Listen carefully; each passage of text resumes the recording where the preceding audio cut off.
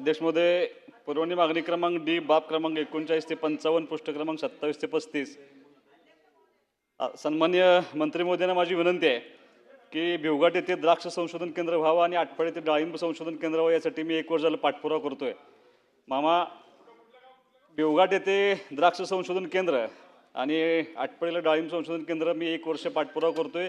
मी आपल्या ऑफिसचा थोडासा कानोसा घेतला, अधिकारी नकारात्मक असं समजतं, तर मला तुम्हाला विनंती करायची आहे की मंत्री हा मंत्री असतो, त्याची ताकद दाखवण्याची वेळ मामा आता आली, तर तुम्ही करून द्यावा अशी मी ह्या निमित्ताने विनंती करतो।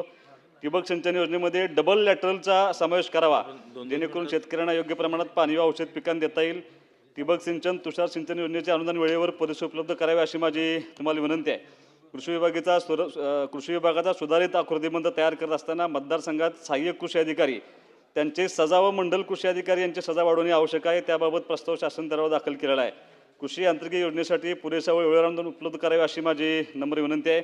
वैयक्तिक शेतावर पॅकवॉश बांधकाम योजनेअंतर्गत मागेल त्याला योजनेचा लाभ मिळावा अशी विनंती करतो। भाऊसाहेब फुंडकर फळबाग लागवड योजनेमध्ये द्राक्ष व ड्रॅगन फ्रूट या फळपिकांचा समावेश करावा अशी माझी विनंती आहे। सांगली जिल्ह्यामध्ये सगळ्या योजनांची मिळून 39,57,00,000 रुपये अनुदान थकीत आहे, ते अनुदान द्यावं अशी माझी विनंती आहे। पशुसंवर्धन विभागाला माझी विनंती अशी आहे, मी मगाशी ताईंना माझं पत्र दिलं आहे, पोल्ट्रीला तुम्ही कृषी क्षेत्राचा दर्जा दिला आहे ताई, त्या कृषी क्षेत्राचा दर्जा आता त्याचं इम्प्लिमेंटेशन व्हायला पाहिजे। या कृषी क्षेत्राचा दर्जा दिल्यामुळं शेतीप्रमाणे वीज दराचं त्याचं त्यांना अनुदान द्यावं। धोरणात्मक निर्णय प्रक्रियेमध्ये या समितीमध्ये आमच्या लोकांचा समावेश करावा। उच्च दर्जाची प्रयोगशाळा उभारावी, कच्चा माल साठवण्यासाठी आणि अंडी साठवण्यासाठी कोल्ड स्टोरेजचे त्या ठिकाणी अनुदान उपलब्ध करून द्यावं। आरोग्य विभागाला माझी विनंती आहे, विट्याचं उपकेंद्र जिल्हा उपरुग्णालय साहेब मंजूर आहे, त्याची प्रशासकीय मान्यता झाली ती वेळेत मिळावी।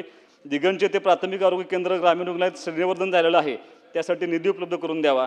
आणि मतदारसंघातील काही PHCंचं पदनिर्मिती राहिलेलं आहे, ते पदनिर्मितीमध्ये ती लवकरात लवकर पदनिर्मिती करून द्यावी। मी तुमच्या वेळेचा मान राखला आहे, सगळे मंत्री महोदय माझ्या मतदारसंघातील लोकांचा मान राखून ही सगळी कामं मंजूर करतील अशी माझी अपेक्षा आहे। धन्यवाद।